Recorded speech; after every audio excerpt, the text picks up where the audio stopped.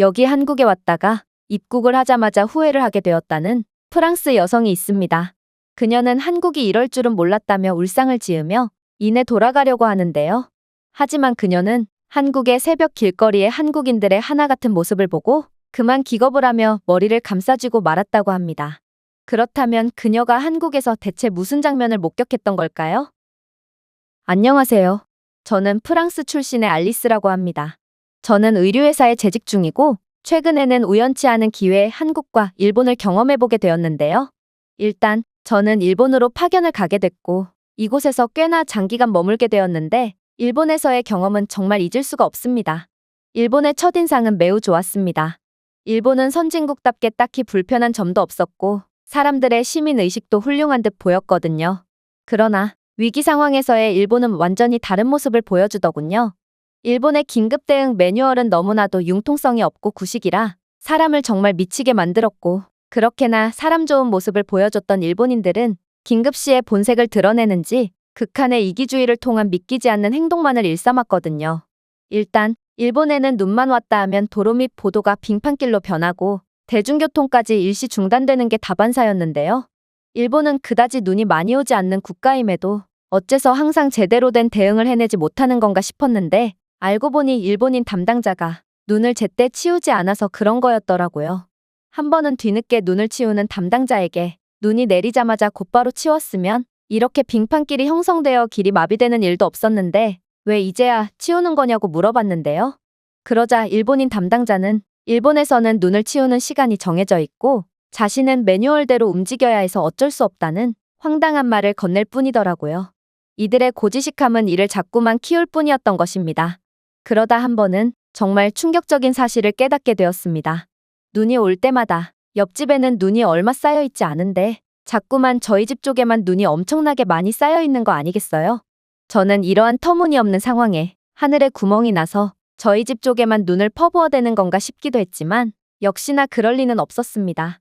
그리고 이상함을 느낀 제가 옆집을 유심히 관찰해본 결과 옆집에 살고 있는 일본인 아저씨가 자꾸만 저희 집 쪽으로 눈을 보내고 있다는 사실을 알아냈죠. 우연히 주말 아침에 창밖을 보게 됐는데 웬 눈덩이가 저희 집 쪽으로 날아들고 있었거든요. 저는 매우 당황해서 그 즉시 밖으로 나가봤는데 웬 장발에 수염을 기른 일본인 중년 남성이 눈을 저희 집 쪽으로 보낸 뒤 후다닥 자신의 집으로 들어가는 거 아니겠어요? 그는 나이가 꽤나 많았음에도 직업은 없는지 바로 옆집에 살면서도 바깥에서 마주친 적이 단 한 번도 없었는데요. 그럼에도 그는 정말 교묘하고 악랄하게 저희 집 쪽으로 눈을 보내더라고요. 그는 음침하게 제 출퇴근 시간까지 조사했는지 그 시간대만 교묘히 피해서 눈을 보내곤 했고 주말에도 새벽 시간대나 잠들기 직전의 시간대 등 제가 방심을 할 만한 시간대만 교묘하게 노려서 자신이 치워야 할 눈을 넘겼는데요. 그래서 어느새 보면 저희 집 앞에 눈만 수북이 쌓여 있고 옆집 아저씨 집의 눈은 말끔히 치워져 있더라고요. 설상가상으로 일본의 행정 시스템은 엄청나게 느려서 일본의 담당자는 눈을 매우 늦게 가져가기에 저는 이러한 일본인 아저씨의 치사한 술수의 희생양이 되어야만 했습니다. 저는 그의 비겁한 방법에 대응하며 제 눈을 그의 집 앞에 다시 쌓아보기도 했지만 역시나 남는 게 시간인 그를 이길 수는 없었습니다. 결국 시간이 지나고 보면 눈덩이는 또다시 저희 집에 수북이 쌓여 있을 뿐이었거든요. 저는 배를 눌러봐도 묵묵부답일 뿐인 음습한 일본인 아저씨와 소통을 할 수도 없었고 그렇게 눈이 내릴 때마다 엄청난 스트레스만 받아야 했죠. 그러다 저는 한 가지 묘안을 내게 됩니다.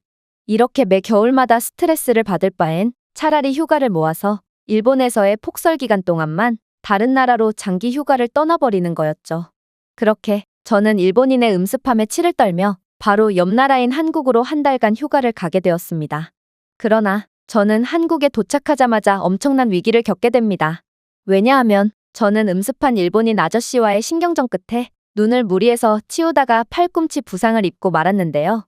그런데 비행기를 타며 상태가 악화되었는지 가방을 맴과 동시에 엄청난 통증을 느끼고 그 자리에서 주저앉고 말았거든요.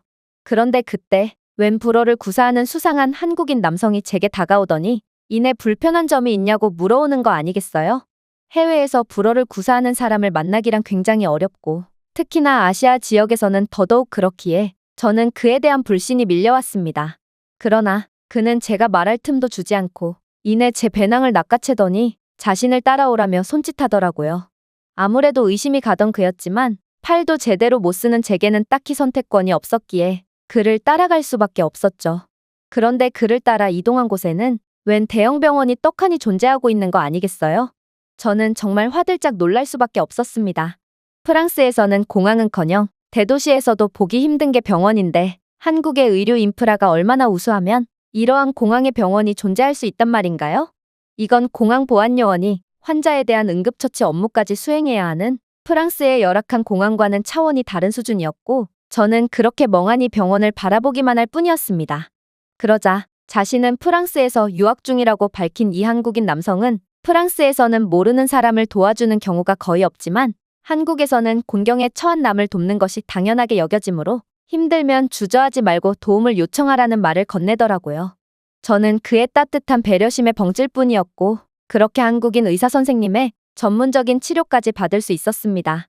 다행히 저는 그저 배낭을 메면서 무리하게 동작하느라 근육이 놀란 것뿐이었고 팔꿈치 보호대와 약 처방을 받고 여행을 이어나갈 수 있었는데요. 놀랍게도 한국의 병원비는 프랑스에 비해 거의 5배 이상 저렴했고 저는 프랑스 병원보다 빠르고 전문적인 치료를 받고도 훨씬 저렴한 비용을 지불하는 한국의 의료 인프라에 두 눈이 휘둥그레질 수밖에 없었습니다. 정말 감사하게도 저를 병원까지 데려다준 한국인 남성은 제가 무리하지 않고 이동할 수 있도록 무거운 배낭을 버스까지 실어다주기까지 했는데요. 저는 살면서 처음 경험해보는 이러한 호의에 한국에서 본격적인 여행을 시작도 하기 전에 한국을 완전히 사랑할 수밖에 없었습니다. 그렇게 저는 놀란 마음을 애써 진정시키며 한 달간 머물 하숙집에 도착했습니다. 한국의 현지인들과 함께 지낼 수 있고 식사까지 제공되는 이러한 하숙집 시스템은 다른 나라의 문화를 체험하는 것을 좋아하는 제겐 엄청나게 멋진 곳이었죠. 그런데 아이러니하게도 저는 한국에서의 두 번째 날이 시작되자마자 아무래도 제가 나라를 잘못 고른 것 같다는 생각을 하게 되었습니다. 저는 눈을 피하려고 휴가를 온 건데 한국은 일본보다 눈이 훨씬 더 많이 왔거든요. 조금 과장을 보탠다면 한국에서는 거의 시야 확보가 어려울 정도로 엄청난 눈이 쏟아져 내렸고 저는 그 즉시 절망할 수밖에 없었습니다. 이러면 대중교통조차 제대로 이용할 수 없을 게 분명했거든요. 그러나 한국은 일본과 차원이 다른 나라더라고요. 저는 한국 여행을 시작하자마자 망칠 것 같다는 불안감에 새벽부터 일어나서 걱정스러운 눈빛으로 바깥을 응시했는데요. 그런데 한국에서는 새벽부터 제설차가 와서 눈이 쌓이기도 전에 처리해버렸고 일반 시민처럼 보이는 사람들도 자진해서 염화칼슘을 곳곳에 뿌리고 있더라고요. 덕분에 한국은 눈이 얼마나 많이 오든 일본처럼 모든 사회 시스템이 마비되는 일이 전혀 없었고 저는 버스를 이용하며 한국 이곳저곳을 다닐 수 있었습니다. 저는 한국의 이러한 빠르고 체계적인 시스템에 정말 깜짝 놀랄 수밖에 없었는데 굳이 일본이 아니더라도 프랑스만 해도 새벽에 시민들을 위해 자진해서 눈을 치울 사람은 절대로 없을 것이 분명하거든요. 게으른 프랑스인들은 걸핏하면 일하기 싫다며 파업 시위를 해대기 때문에 임금을 5배로 줄 테니 시민들의 안전을 위해 새벽에 작업을 해달라고 요구해도 프랑스인들은 그저 맥주를 마시고 늦잠을 자느라 아무도 일하지 않을 게 분명합니다. 그러나 한국은 매우 이른 시각임에도 작업자들뿐만 아니라 일반 시민들까지 합세해서 당연하다는 듯 사고를 방지하는 모습에 정말 절로 감탄이 나오더라고요. 그러다 한 번은 하숙집에서 친해진 민철과 한국 대학교 탐방을 가기로 했습니다. 그는 대학생으로 영어를 무척이나 잘해서 저와 빠르게 친해졌는데요. 민철은 한국의 현지 모습을 궁금해하는 제게 자신이 다니는 대학교를 소개해주겠다고 했거든요. 그런데 골목을 걷던 민철은 갑자기 심각한 표정을 지으며 뜬금없는 말을 건네기 시작하는 거 아니겠어요? 아무래도 저 신호등 고장난 것 같은데? 순간 저는 그가 무슨 뜻으로 그런 말을 한 건가 의문이 들었습니다. 프랑스에서는 저렇게 고장난 채 방치되어 있는 시설물들을 보는 건 매우 흔한 일이고 심지어 수십 년째 고쳐지지 않는 경우도 허다하거든요. 또한 일본에서도 관광객들이 잘 찾지 않는 허름하고 가난한 지역에 가면 도대체 언제부터 방치된 건지 훼손된 시설물들이 먼지와 거미줄이 덕지덕지 낀 채 흉물스럽게 남아있죠. 그런데 민철은 마치 한국에서 저 정도 고장쯤은 순식간에 해결할 수 있다는 듯 갑자기 스마트폰을 꺼내서 고장난 신호등을 사진 찍는 거 아니겠어요?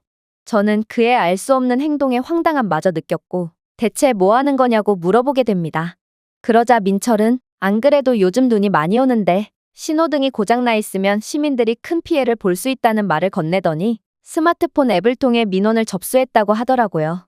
저는 순간 프랑스와 일본에서의 경험이 떠올랐고, 이내 그런다고 담당자가 순순히 고쳐주겠냐고 말하며 순진한 민철을 나무랄 뿐이었죠. 그런데 민철은 오히려 저를 이해할 수가 없다는 듯 쳐다보더니 한국에서 안전신문고라는 행정 앱을 통해 민원을 접수하면 30분 만에 신호등이 수리된다는 도저히 말이 안 되는 이야기를 해오는 거 아니겠어요? 그러고는 원한다면 바로 앞에 있는 편의점에서 몸이나 녹이면서 지켜보자고 말하더라고요. 놀랍게도 한국 편의점에는 온장고와 호빵 기계가 야외에 설치되어 있었고, 따뜻한 음료수들과 호빵들은 아무런 잠금 장치도 없이 손님을 기다리고 있었는데요. 프랑스였다면 아예 기계체로 통째로 도난당했을 만한 상황임에도 한국인들은 기계는커녕 기계 안에 상품들조차 전혀 훔쳐가지 않고 있었고, 그렇게 저희는 호빵과 따뜻한 두유를 구매한 뒤 편의점 좌석에 앉았습니다. 그리고 약 20분이 지났을까? 정말로 웬 기술자들이 몰려오더니 이내 순식간에 신호등을 고쳐버리는 거 아니겠어요? 저는 정말 깜짝 놀랄 수밖에 없었습니다. 휴대폰으로 손쉽게 시설물 수리 신고를 접수할 수 있는 한국의 시스템에도 놀랐지만, 시민들의 안전을 위해 20분 만에 달려와 신속하게 신호등을 고치는 한국인 기술자들의 책임감에도 정말 감탄밖에 안 나왔죠. 그리고 개인주의가 심한 프랑스인들이나 일본인들은 공공의 이익 따위를 위해서 절대로 민원을 접수하는 귀찮음을 감수하지도 않았을 텐데, 어떻게 한국인들은 남을 위해 당연하다는 듯 귀찮음을 감수하는 건지 정말 놀라웠죠. 저는 이 정도로 훌륭한 시민의식을 가진 사람들이 살고 있는 한국이기에 눈이 아무리 많이 와도 아무런 문제 없이 사회 시스템이 돌아가는 거구나 싶어 혀를 내두를 뿐이었습니다. 하지만 제가 다음날 겪은 일에 비한다면 이건 정말 아무것도 아니었습니다. 제가 한국 대학교를 둘러보고 하숙집으로 다시 돌아오자마자 눈발은 엄청나게 거세져서 정말 금방이라도 한국을 집어삼킬 것 같을 정도로 매섭게 눈이 쏟아졌거든요. 저는 아무리 한국이라도 이 정도 폭설은 감당할 수 없을 거라 생각했고, 다음 날은 방에서 얌전히 박혀 있어야겠다는 생각을 하며 잠에 들었습니다. 그런데 새벽에 잠시 화장실에 가기 위해 일어나 보니 밖에서 웬 소리가 들려오는 거 아니겠어요? 제가 의아해서 나가보니 민철이 어디서 났는지 넉가래를 들고 집 앞 눈을 치우고 있더라고요. 저는 그저 하숙생일 뿐인 그가 왜 새벽부터 일어나 눈을 치우는 건지 이해가 안 갔고, 대체 뭐 하는 거냐고 물어보게 되었는데요. 그러자 민철은 한숨을 쉬더니 도저히 믿기지 않는 이야기를 해주더라고요. 한국은 자기 집 앞에 쌓인 눈을 방치하면 벌금을 내야 하거든. 너도 알다시피 이곳 하숙집 주인은 연세가 지긋하신 할머니신데 어떻게 눈을 치우겠어? 나라도 대신 치워야지. 그는 겉으로는 그렇게 궁시렁댔지만 한 덩이의 눈도 용납할 수 없다는 듯 이 추위에 땀을 뻘뻘 흘리며 눈을 치웠는데요. 저는 그의 툴툴대는 겉모습과는 다른 따뜻한 마음씨에 정말 엄청난 감동을 받을 수밖에 없었습니다. 그래서 저는 눈을 치울 필요가 없었음에도 그를 도와 함께 눈을 치우기로 했죠. 한국은 역시나 놀라웠어요. 민철이 가리킨 곳에는 제설함이 존재했고, 제설함은 누구나 이용할 수 있도록 잠금장치 하나 없이 덩그러니 놓여 있었거든요. 프랑스에서는 제설함 자체를 거의 찾아볼 수 없고, 있는 곳도 도난 문제 때문에 잠금장치로 잠겨 있어서 허가된 사람만 제설함을 열 수 있거든요. 사실상 제설함이 의미가 없는 것입니다. 그러나 한국은 차원이 다른 제설 인프라를 가지고 있었고, 덕분에 저도 넉가래 하나를 집어들 수 있었습니다. 그런데 그렇게 눈을 치우던 와중 민철은 또다시 황당한 이야기를 해오기 시작하더라고요. 우리 하숙집 앞 눈은 전부 치웠으니 너는 들어가 봐도 좋아. 나는 옆집 눈까지 치워줘야 하기에 시간이 조금 더 걸릴 것 같네. 민철은 옆집에는 허리가 불편하신 할아버지가 살고 계신다며 어떻게 불편한 노인이 이 추운 날 눈을 치우겠냐며 넉가래를 들었는데요. 저는 순간 몸이 불편한 건 불편한 거고 어쨌든 남의 일이니 상관없지 않나? 라는 개인주의적인 생각이 들긴 했으나 이러한 따뜻한 배려심이 바로 한국의 문화구나 싶어서 한번 따라해보기로 했습니다. 그리고 직접 눈을 치워보니 남을 위해 구슬땀을 흘린다는 건 정말 값진 일이구나 싶어 굉장한 뿌듯함을 느낄 수 있었죠. 그런데 그렇게 옆집의 눈까지 치운 민철은 여기까지 치웠는데 그냥 이 블록 전체를 전부 치워주는 건 어떻겠냐는 다소 황당한 소리를 해오는 거 아니겠어요? 그러고는 한국에서는 피치 못할 사정으로 눈을 치우지 못했을 경우 이웃들이 대신 눈을 치워주기도 하니 결국 도움을 주고받는 셈이 된다고 하더라고요. 그렇게 저는 민철을 따라 홀린 듯이 블록에 눈을 전부 치우게 됐고 눈을 치우면서 저희처럼 자신이 속한 블록의 모든 집에 눈을 치워주는 한국인 아저씨까지 만나게 되었습니다. 그리고 그와 눈이 마주친 저희는 알 수 없는 눈빛을 주고받으며 이왕 남을 도와주는 거 그냥 이 골목길 전체에 눈을 치우자는 말을 하게 되죠. 결국 저희는 무보수로 골목길 전체에 눈을 치우는 미친 짓을 감행했고 작업이 마무리되었을 때는 완전한 아침이 되어 해가 밝아 있더라고요. 또한 그제야 몸이 불편하신 할아버지와 졸린 눈을 비비는 할머니가 눈을 치우기 위해 나오기 시작했는데요.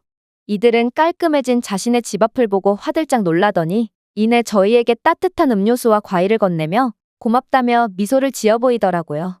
이러한 상황에 민철은 다시는 눈 따위는 치우지 않을 거야 라고 말했지만 말과는 다른 뿌듯하다는 미소를 보이며 땀을 훔쳤고 한국인 아저씨 또한 역시 한국인들은 어쩔 수 없나 보네요 라며 너털웃음을 지어 보였죠.